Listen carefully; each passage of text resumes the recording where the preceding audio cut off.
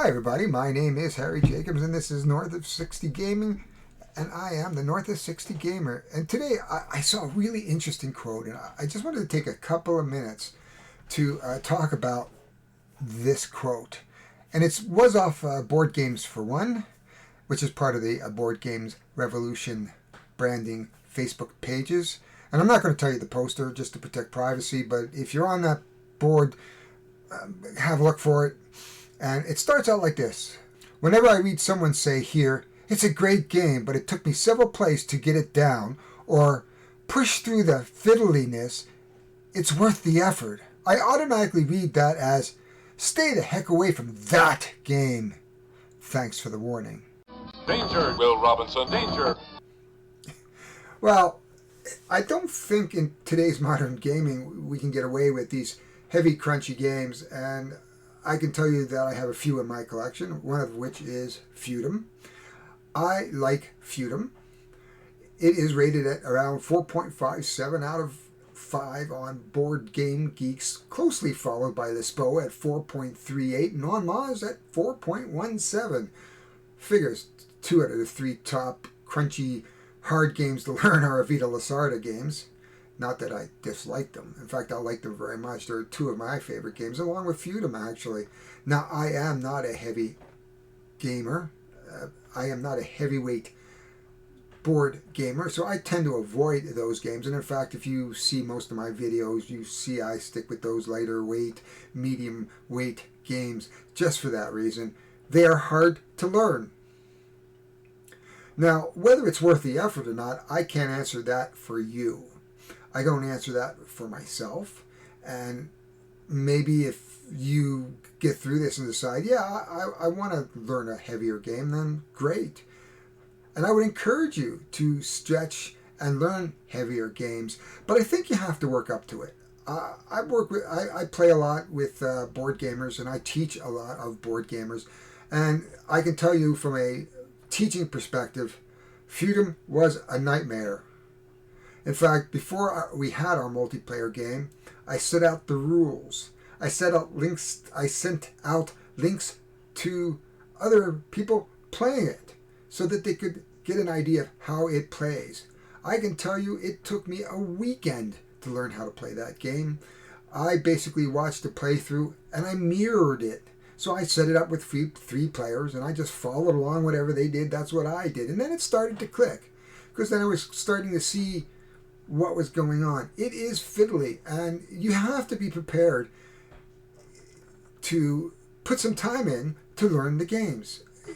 Now, take for instance, I just taped a game off of Kickstarter the other day. It's called The Phantom, and I can tell you that it's a lightweight solo co-op game where you play the Phantom from 1936, one of the first, I won't say superhero, one of the first heroes in tights. In fact, he's often thought of as the first hero in tights. He predates Superman by a couple of years. And it took me 4 times to get all the little rules. Now, this is not a heavy game. It's really quite easy. But there's rules. And you have to be prepared to learn the rules. Now, you know, like many other content creators, I'll just go out and put a subtitle in if I get a couple rules wrong. But it took me 4 times. And when I looked at the videos, I went, ooh, big goof. Now I've got to do the whole thing again because I played it wrong. And, you know, you want to be as accurate as you can on a portrayal of a game. So there are different comments here. And here's one that says, I think some games are worth the effort. Spirit Island personally is worth it. Race for the Galaxy is worth it. Others have not. Here's another person that says, there's no such thing as a bad game. Just some that don't pique my personal interests. And I think that is a fair statement. I'm not a big Euro fan. I have played Euros. I've played some complicated area control games. I play them, but I don't like them necessarily. But I have friends, and, you know, you can't always play my games because, you know, they want to play their games. Let's see what else. Here's another one that says, I prefer deep games to complex ones. It says, i.e., learn the rules in a few minutes, spend the rest of your life trying to master the game. But I can be tolerant of the fiddliness. Here's another one that says, I have the exact opposite reaction. I want a game to be complex, though it takes a couple of plays to fully understand it. Now, I play a lot of games. I tape a lot of games. I tape at least one, maybe 2 games a week. You should see the playthroughs that get cut because I make a mistake. On the simplest games, I make a mistake. Oh, I forgot. Sometimes, it's fine. I forgot something. We just go on and I go, that's okay. It didn't affect the end of the game. But if there's a rule that affects the end of the game, that's it. It's scrubbed and we start over again. And here's one that says, I agree with the original poster. There's a big difference between the game has a steep learning curve and the game is fiddly. Learning curve issues you can work through, but if the issue is simply the learning curve, everything else about the game is what will keep you working and trying to learn the game because the fun will show through. When a game is fiddly, it will stay fiddly throughout. And by calling a game fiddly, you are describing something that is more work and less about fun. Now, I can tell you that sometimes even the best games are not fun. I love Terraforming Mars. A couple weeks ago, we played a game, a 4-player game of Terraforming Mars. And I'll tell you, it was the hardest working game that I've had in a long time. None of us were getting any cards. The engine building was like non-existent. I have never seen scores that low. But yet, it is still the #1 game that I love to play. I play a lot of it, usually on Steam, on solo, but only because I'm too lazy to pull out the big box now. I mean, who wants to pull that apart, play solo? It takes longer to pull it apart, play it, and then put it back together than just popping onto Steam on the application and playing it, and then you're done. And I don't have to clean up or set up. And I'm hoping that one of these days they're going to implement more of Terraforming Mars. And I would love to see them do the Aries Expedition. And in fact, that's the good segue into Aries Expedition. I played that last night. I did tape a solo version of that game, and I loved it. That's my dogs in the background. I have 8 dogs in the house this week. So, the Aries Expedition, what a great version of Terraforming Mars. We had a lot of fun with the phases. We were like, okay, reveal the phases. All 4 of them the same. And we're like going, oh my God, I was really hoping that somebody would do this. And of course, everybody did the same thing. And that happened more than once.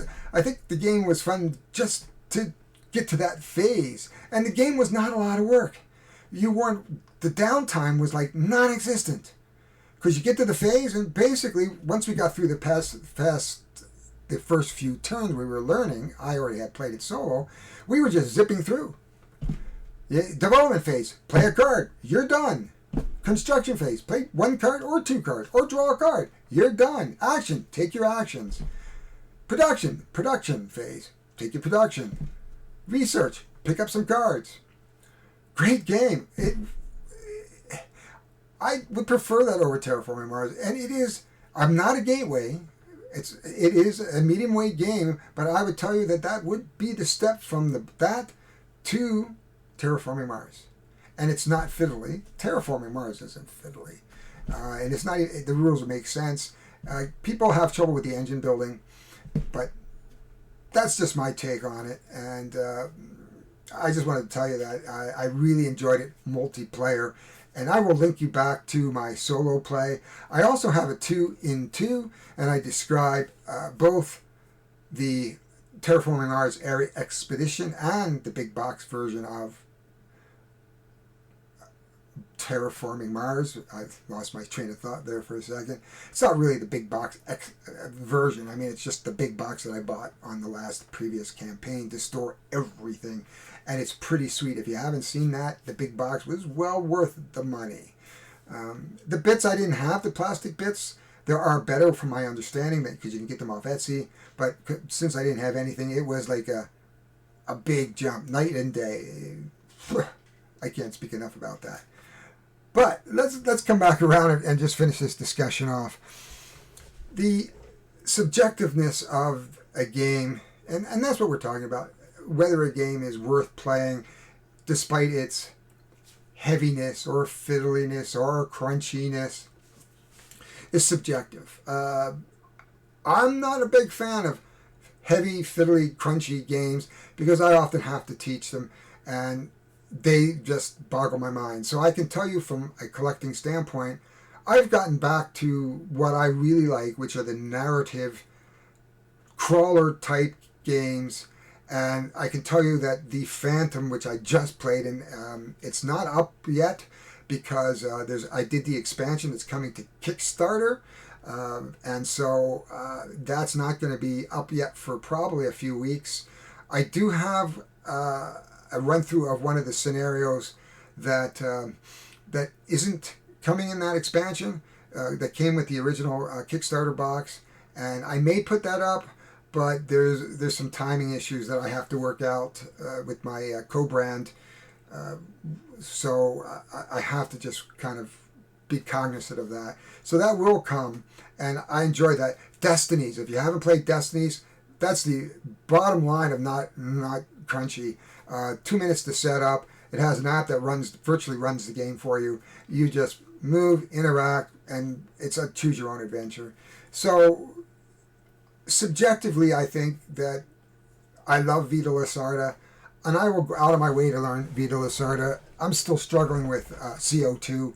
For some reason, I just don't get it, and I'm going to tell you that up front.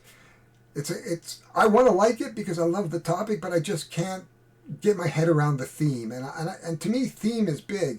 So if you look at Lisboa, I have been to Lisbon, and I love Portugal, and in fact, we're planning a trip back in I don't know, in the next year or two to Coimbra, and we want to spend some time in Portugal. So we absolutely love it. We've been a couple times, and we really enjoy it.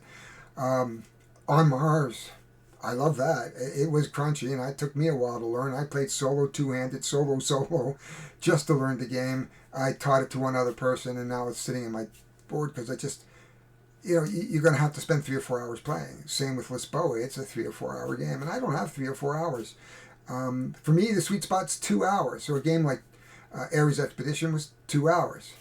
Heavy games like Twilight Imperium, when my friend says it's an 8-hour game, or Gloomhaven, where my friends, we were playing, and it's like, well, come over at 4, and at 2 in the morning we're still playing. And we go, well, let's get another scenario. And I'm going like, guys, no.